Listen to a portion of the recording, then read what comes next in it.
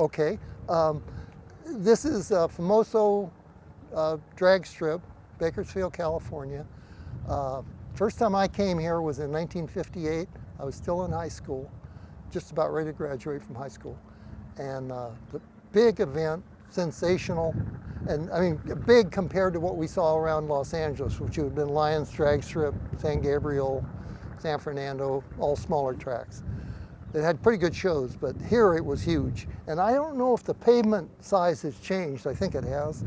Originally it was huge, or maybe it's just I was young and I thought it was huge. But and plus nobody had 18-wheelers, and you could have 25,000, 50,000 people here, and it didn't clog it up like it does nowadays.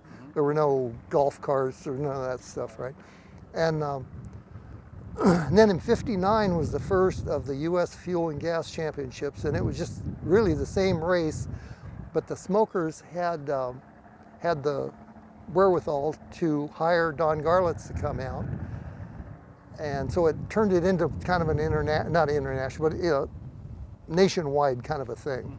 And before that, we'd never seen a nationwide thing. Once in a while, somebody from Texas would show up, or from some state.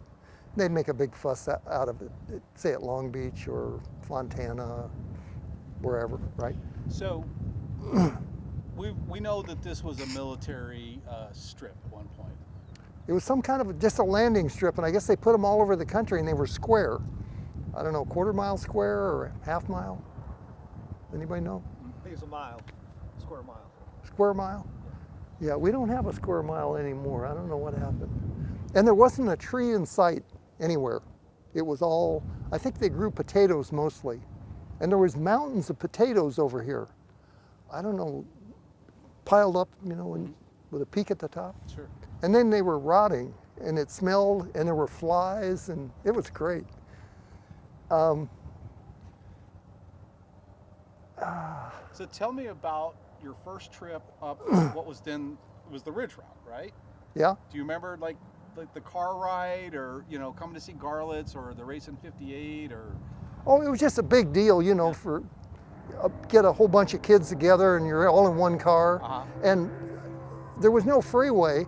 It was just a road, and in some places it was one lane each way. Some places it was 2 lanes. And just a little windy road. When you're going on the freeway, you look over and you can see little bits of that highway. I mean, it took forever to get over here, right? But nobody was coming, so I guess it worked out. Nowadays, that's a busy highway, right? So what car did you take up the Grapevine or the Ridge Route or whatever? Do you remember what it was? It just, whoever we could con. I mean, one time it was a '55 Chevy. Just anything that would roll. Right. Yeah. As you're starting to crest, getting close to like Fort Tejon or whatever, Fraser Park, did you guys have like a sense of anticipation, or? Oh, we were wound up like a cheap clock, We were just wound up and we were ready, And it went on for, days. And we would come Saturday and, wow, making a lot of noise.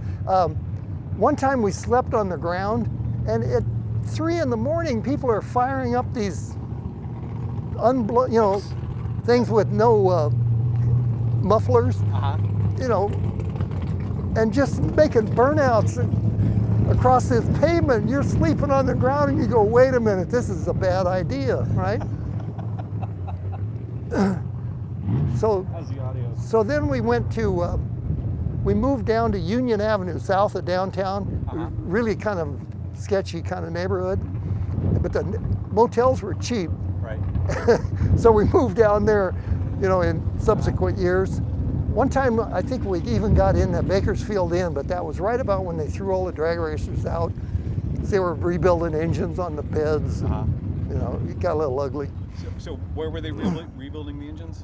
In the motel rooms. Washing parts in the bathtubs and just being stupid. And finally, the Bakersfield Inn, it's where that big arch was, welcome to Bakersfield. Yeah. They finally said no more racers. They had it, right? People riding goofy little scooters and stuff on the balconies, and it was crazy. So you come up here and it's like it's just pandemonium. I mean, it's just ridiculous crowds and people are trying to get in. And I mean, set the scene with like the first time you came here in '59. 58. 58. You got to see more cars. I was always interested in the technical angle, right?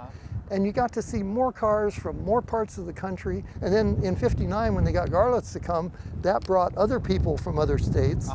And then each year it got bigger and bigger. More people came. Right. And pretty soon it was everybody in the whole country, because it was the Super Bowl of drag racing, right? And so you got a chance to see all these cars that you had read about, because going all the way back to, I'm in the drugstore wearing out the guys' magazines, Right. Reading about all of this. And here I am, and here's the stuff, It was great. So tell me about the first time the surfers came to Bakersfield to race.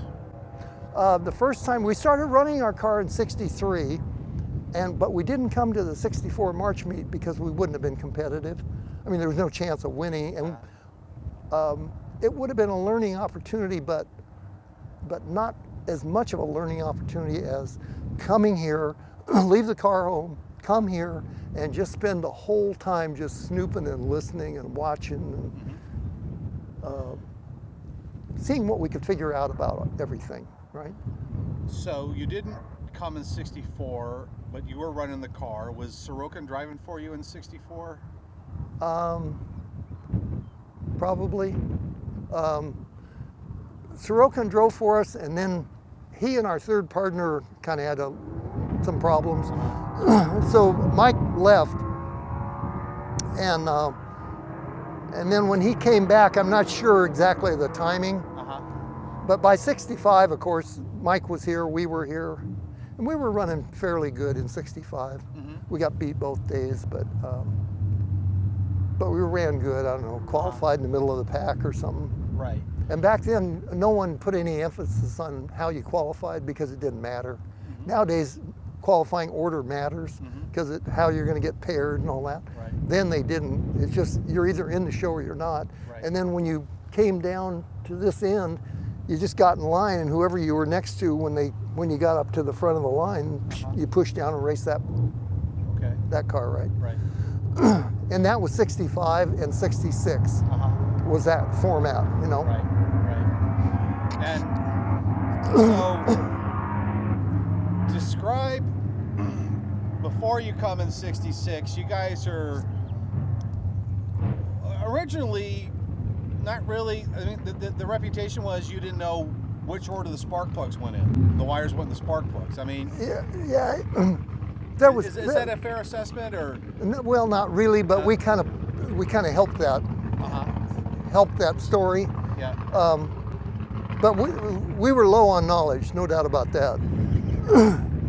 I mean, when it comes down, you can think you got it handled, but when it's time to go do it and handle it, you kind of figure out some of the gaps in your knowledge. Right. So, tell us about skateboarding and how that fit into the surfers.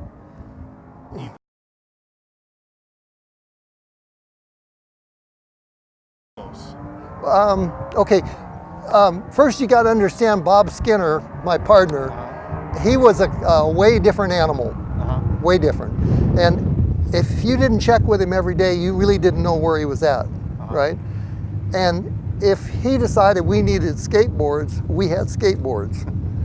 And it was one of his creations. I mean, another time it might be, the picnic basket. And he'd get the French plaid towels and all this, and pretty soon you're out here in the bushes having lunch, and it was great. I mean, he'd organize the menu and do the whole deal. But anyways, it was just Bob Skinner, right? So we had good fun with the skateboards just because it played right into the act, and our maintenance was pretty low for what we did, and it just kept getting better and better. So we had more time to goof off, and so sometimes, if skateboards were on the menu, we did skateboards, I right? see.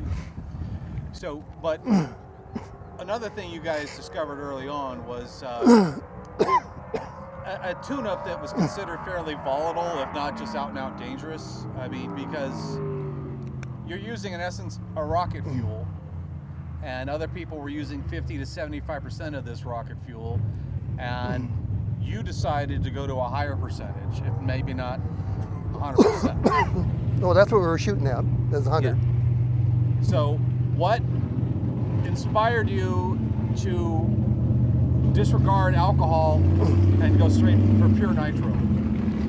It starts in about 1960, just out of interest. I'm studying nitromethane. I'm going to Santa Monica City College, and now I have access to libraries and professors and department heads and all that. And so I kind of get into it, and I'm studying nitromethane and hitting all the libraries. The main library in downtown LA had a great collection of stuff. And I found, anyway, I got everything I could read, and I read all of it, and I'm going, whoa, whoa, whoa, this is painting a picture. And once you get down to the properties of nitromethane, there's nothing scary about it at all, right? It's how people are trying to use it. They all have, if you get right down to the bottom of the story, they all have way too much compression. They can't get it in their head what you got to do to make this work, right? And I think that same way of thinking continues today. They're squeezing it too hard. Right. And then every once in a while it goes boom, and then there's a body in the air. There's parts flying all over the place. And so anyway, the science pointed that you could make this happen. And then I'm thinking, and plus when I'm a little kid and I'm going to the drag strip and I'm watching, and I'm watching all of this happen.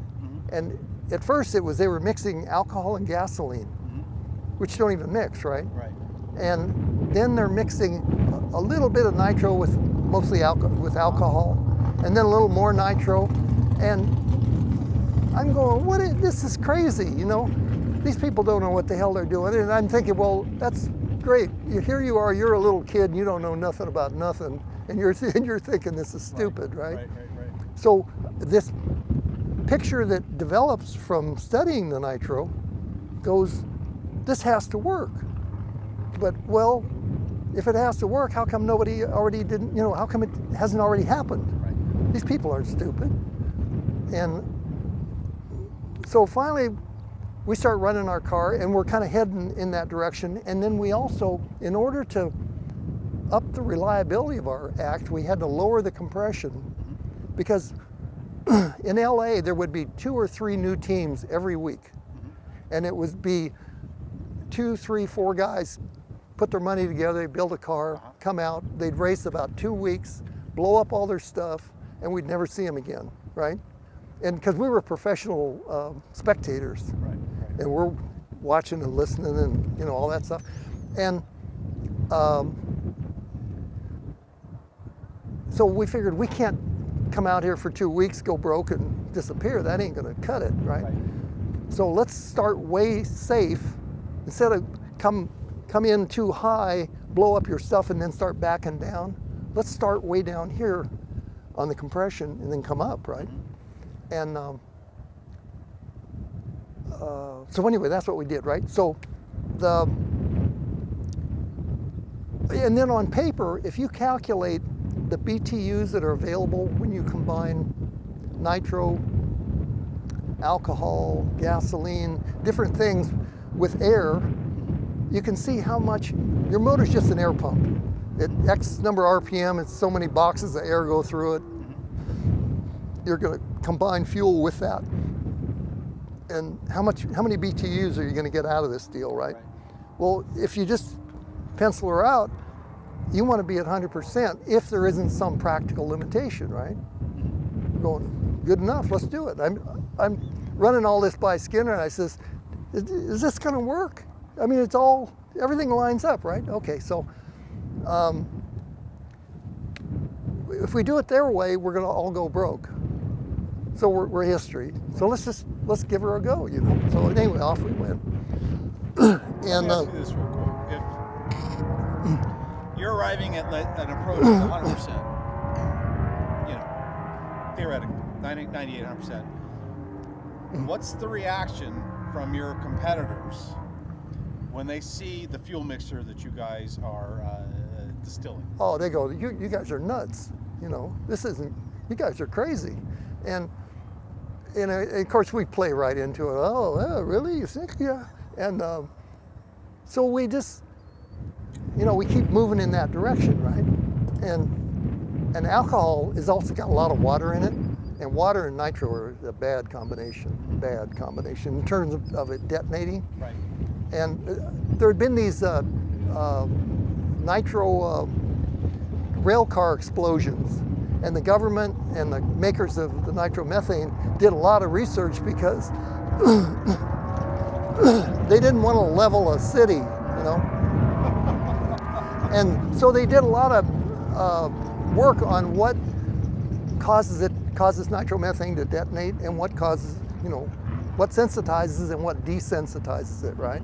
And then they make all that available, and I just write it, a little request, put a stamp on it, and here's the stuff starts rolling in, right?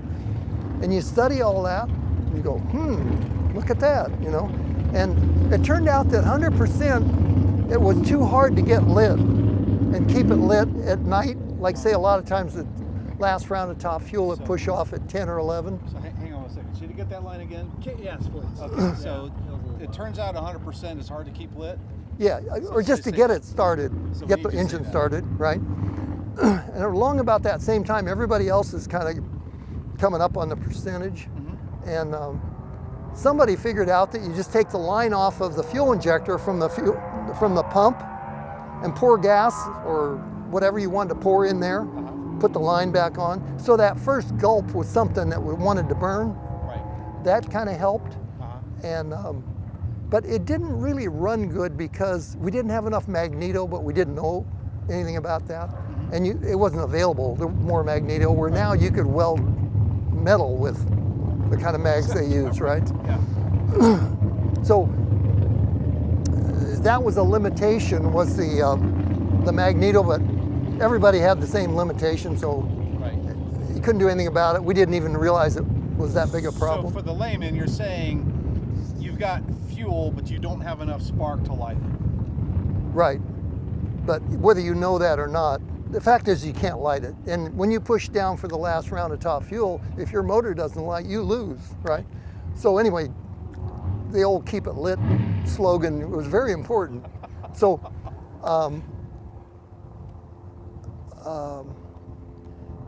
the best combination of things that we could come up with was about 3 or 4% of toluene, and it reduced the tendency for the nitro to detonate, and it gave us reliable starting. And we still poured we'd put some more toluene in the line. So we're gonna get away from the technical for a minute. Okay. That's amazing, though. Yeah, it was quite good. The what? Yeah. That was quite good. So you were in this general vicinity in March 1966. Oh yeah. So describe the mood down here, the quiet, like the race is over and it's you and your partners. Can you tell me what it was like here? Well, by that time you're up there and everybody's patting you on the back and handing you money, and life is good. But before that, say on the last pass, Mike turns out at the very last turnout on this finger thing. Down at the end, there was and there was some road you came down there. And he's just sitting there, him and a couple of guys, young guys, which is kind of covered in one of those surfers, Bill Pitt's Surfers videos. Yeah. Some great kids, turns out. Anyway, they're just, and the people didn't even leave the grandstands. The grandstands on the spectator side went all the way to the finish line. They weren't big grandstands, but they were, I don't know how many rows up. But they were, I've got a picture after the race. I'm sitting up on the blower scoop, and me and Mike are, I don't know, doing something, looking at And you can see that on Sunday night, the stands are still packed. I mean, the people were just, they loved it, right? So, if memory serves, and Lee, you can move around. You don't have to, you can. So, if memory serves, final round, James Warren red lights. So you won immediately. You've already said. So tell us what you accomplished that weekend, and what you felt when you saw that red bulb in his name. Well, James Warren really didn't have a chance because they had run all day Saturday, Sunday, and now the way the Bakersfield teams worked, it was brilliant.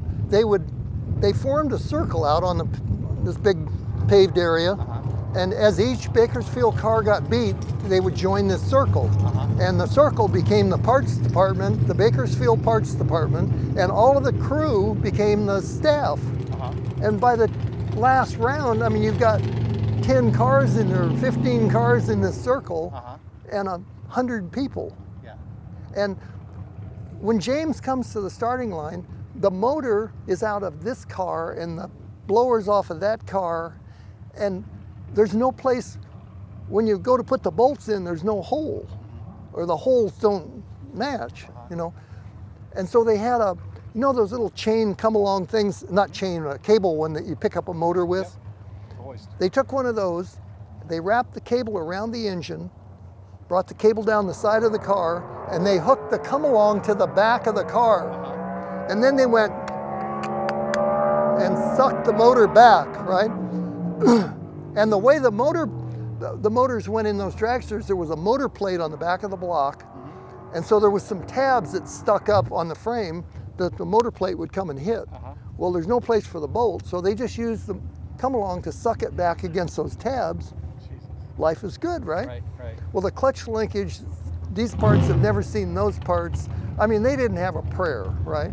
So it was a Frankenstein's monster. Yeah, I mean, they didn't have a prayer. They just put up, what you should put up is a good fight and go right to the bitter end, and that's what they did. They didn't have a prayer winning that thing, right? And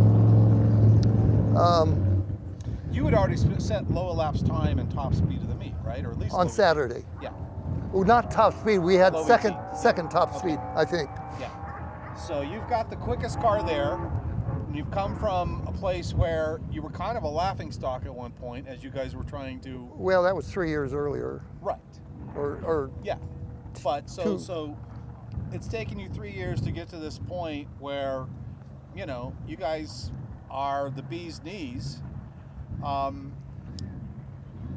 When the race happens, that final round, what were you thinking? yeah, just we got lucky. Life is good. What are we gonna do? Because you can just as easily get your ass kicked. I mean, it's no. I But mean, you didn't. You won. no, but you can't fall on your screwdriver just because you lost. And if you win, I mean, what are you gonna do? I mean, okay, we don't have to fall on our screwdriver, But in '65, we won more races than anybody in the country in a top fuel dragster. Not big races, but just races. Yeah. Number of races, right? And we were getting pretty good at it. And it was always a juggling thing between making progress and not going broke. Right. And so we just keep this little juggling act going. And anyway, so here you come, and another thing was the pavement was really good. The traction was good, which is the low ET that was a kind of a world record, and we backed it up. I'm sure it wasn't official because it wasn't a, NHRA or whatever. But anyway, the traction was really good, which is shaky because all that those junkyard parts you have in the driveline and in the motor, and they just got worked a little harder, so your reliability maybe isn't quite so good. So we could have easily just tossed a rod out, or actually a good example of this was, okay, Bakersfield's over. The following week is Fremont. They had a big event to try and keep the people from out of state here for another week, and they have a big event at Fremont, right? So we go up there, go up to make our qualifying pass, and twist the pinion off. Okay. And Just that on the could have happened qualifier. right here, Yeah. right?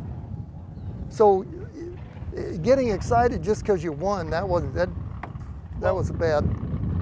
So you win. Do you feel like we've turned a corner? Do you feel relief? Do you feel like that's enough of that? I mean, what? Nah, just let's race some more. We're doing good. But we were starting to run out of enthusiasm just because we could see there was no place to go with this deal. You had to be the owner driver, like Garlitz did it, Prudhomme did it, a lot of people did it.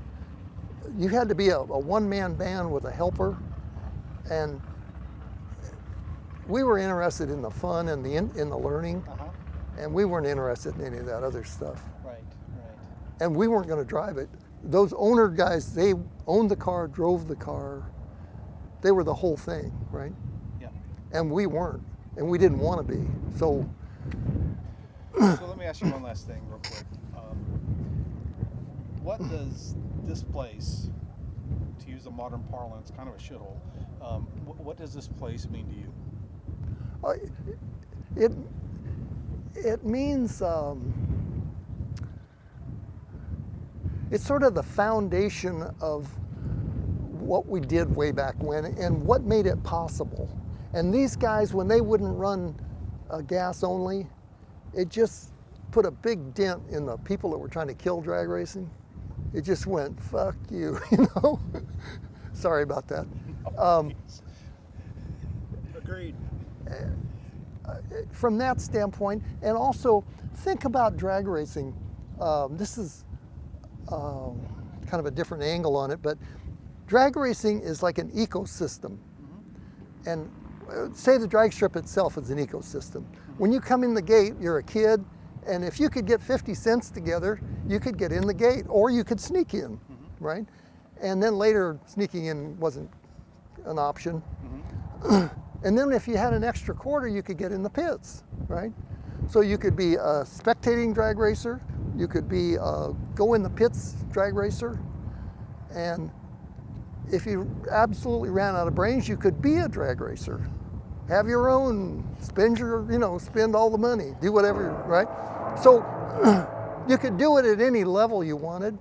And you think about, remember when you were a kid and you went down and you wanted to, you were looking to get a better job, and you went down and you applied for some job, and the guy says, well, okay, what experience do you have? And you go, well, I don't have any, or that applies to your job. Well, then I can't hire you. And then you're thinking, well, how do you get the experience to get hired? Well, anyway, drag racing provided that, if you think about it, and and provided the confidence that you could pull it off for a million kids, right? And so we were just more of them, just kids. And so you could kind of use it for whatever you wanted to use it for, have as much fun as you could stand, and then when you got tired of that, you could just wander on down the road, And for us, that was sports car racing, right? Yeah. What was our next one, which only lasted so many years. And by that time, there's so many doors open, doors just keep opening. All of a sudden, hey, come over here and work on this for me. Come over and do this, build this, make that.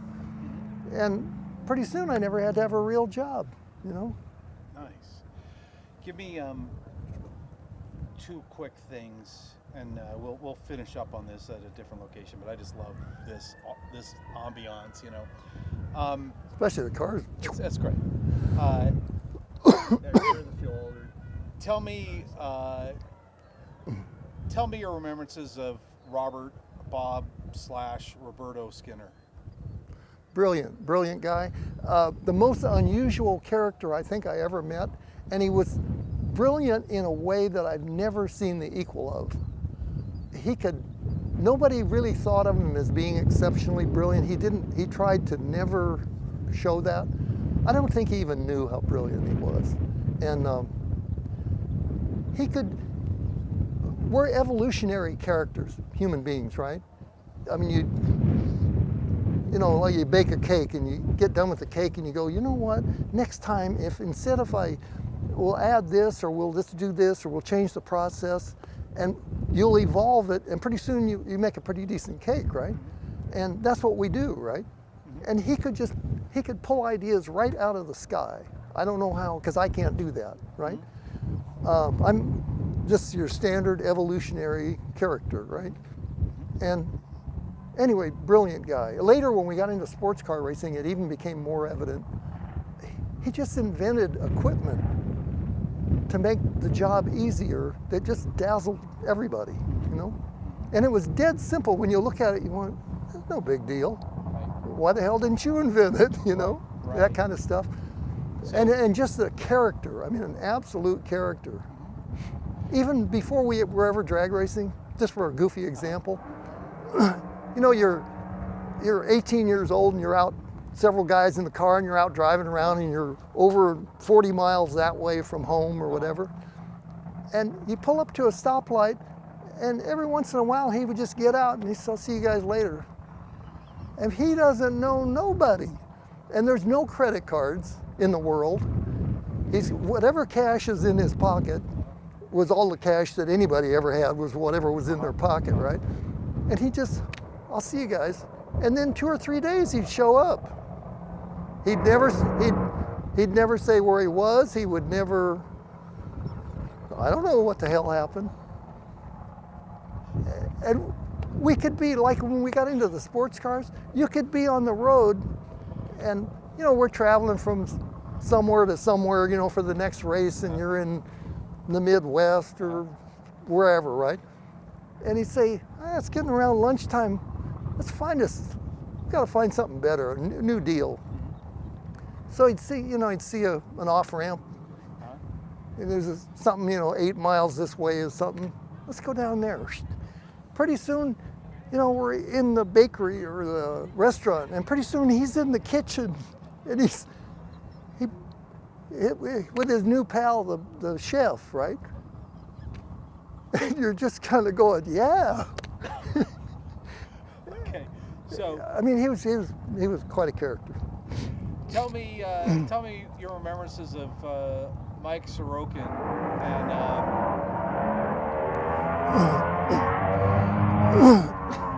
Tell me, when the team disbanded, did you have any advice for Mike? In what order are we doing this? Just tell me about Mike and Okay. yeah. Mike was a west side of LA kind of guy, and we kind of knew him. He was driving some Altereds and Roadsters, and he drove for a guy named Big George that he and his dad owned a gas station in Santa Monica. And Mike was tired of driving these things that didn't, you know, the most they could win was a $10 savings bond, or, you know, that kind of stuff. And it was obvious that he was quite good. And so at some point, we got him to drive our car, and he marched to a different drummer, different guy, you know, very kind of kept to himself, but great driver. And the really good part was he didn't want to work on the car, and we didn't need anybody working on the car. We could handle that part. But a lot of drivers, they'd start telling the mechanics, oh, do this and change that and give this a half a turn, and, you know, that ain't gonna cut it, right? When you got your science project going and you're trying to figure this thing out. But he didn't want to do any of that, which made him perfect. And he was high strung. Oh my God, he'd just vibrate, you know. I mean, you sit there at breakfast, the table's jumping around, and So that energy had to go somewhere. yeah, which the poor guy that had to race him is the guy that was the victim of that. In that article you did years ago, we talked about some of that, and you reported on some of it. And you could wind him up sometimes he was a little too calm. Yeah. And so I'd just make up a story. I'd go, Mike, you know, I was just talking to Joe Blow over here that works on the such and such car, and he was saying that his driver just laughs at you and thinks you're just a chump, you know. Just do one of those to him. Oh my God, it wind him up, and nobody could beat him, nobody. And he knew I was just playing with him, but he liked the result because it just would heighten his deal. So you win the March meet. Eventually, like I know you guys started another car, and that never quite came to fruition. And you and Skinner, they moved on. What was your conversation with Mike Sorokin when the two of you, with you and Skinner, decided to move on? We just said, hey, we decided we've had enough. We need to go do something else. And we've had a great time, won a lot of races, had just all kinds of good things happen to all of us. And none of us got a scratch on us. Why don't we just take a hike from this deal, right? And he says, I can't. He says, this is the only thing I want to do. And we really tried to talk him out of it, but he was having none of it. So we said, see you later. And he continued driving, and we went down the road. It was really the only thing he wanted to do. So it wasn't an option where we had a laundry list of things we wanted to go do and doors that were open to us now, you know, at that point. So what was your feeling, or how did you react when you got the phone call that he